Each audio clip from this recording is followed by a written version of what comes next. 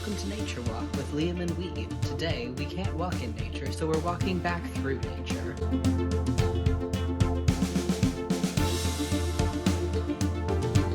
Between the years 30 bajillion BC and 40 bajillion BC was the Cretaceous period, known for all the crustaceans that were in the earth. We read the rocks and how they sit on each other, and that's how we know where the crustaceans are. In the 40th and the 30th layer in between there's a lot of the dinosaurs in the Cretaceous period, like lithopods. Gynecologists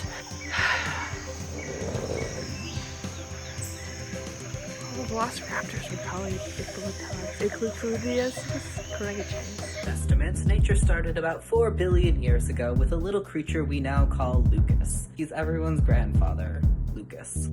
As you can see, I'm passing into the Jurassic period. I'm a little lost, if I'm gonna be honest. There's a lot of new plant life, and the meteor hasn't come yet. In the Jurassic period, we have the most famous parks, and they're all filled with the different photofamilies, such as the Tyrannosaurus, the Stegiosaurus, the Stephosaurus, Stegosaurus. Look at that tree. What else was in the Jurassic period? Pliny the Younger. I put on testing.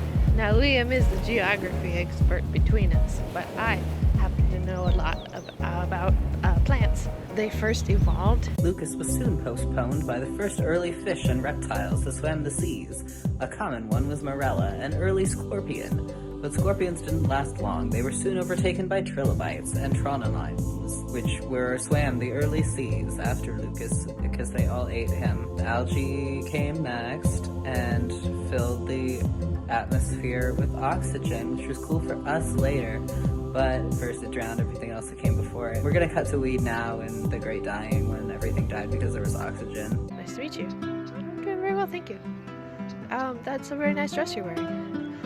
Oh, thank you. I like my pants too. That's cool. I've never met a daffodil I didn't like when they evolved in the time. That was also the Bronze Age. Bronze Age is known for a lot of really friendly people like Alexander the Great and Napoleon Bonaparte. After that, folks decided it was time to go up on land. Anomalocaris was one of the first to set foot on land and grow feet, because land was safe now that there was oxygen that they could breathe on the land.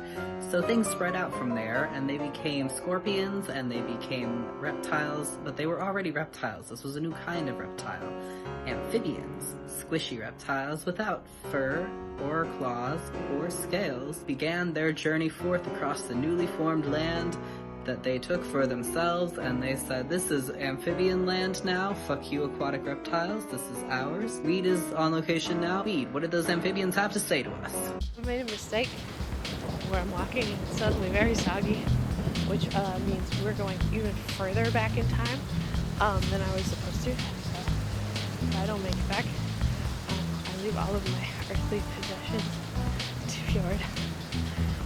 Oh, I hope to see you again. You're probably wondering, Liam, when did the dinosaurs come into this? Everyone's favorite folks, the dinosaurs. Where do they come in? Well, right about now, at the end of the Cambrian era, is when the first dinosaurs arrive on the scene.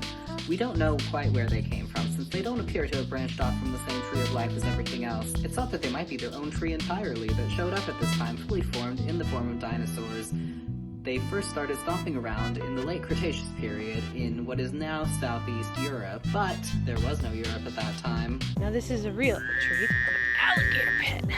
Alligators are one of our oldest ancestors. They're like 40. That was just a science joke. Ooh, what did I hear? Got a ability pad.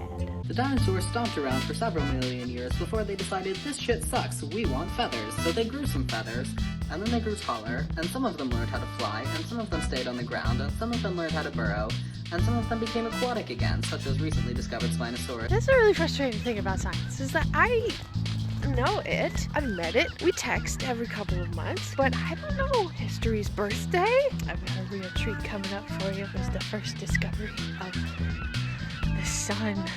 Wow, that vision is right. I've reached the very beginning of the universe. Around this time is when things start to get really interesting. One branch of dinosaurs that remained terrestrial evolved into creatures known as synapsids. Then, little creature called Purgatorius, who you could also say is everyone's grandfather. We all know him and love him, little Purgatorius, the first little man to skitter and grow fur. He became all of us. The sun in all its historical glory is only really made up of 3 different molecules.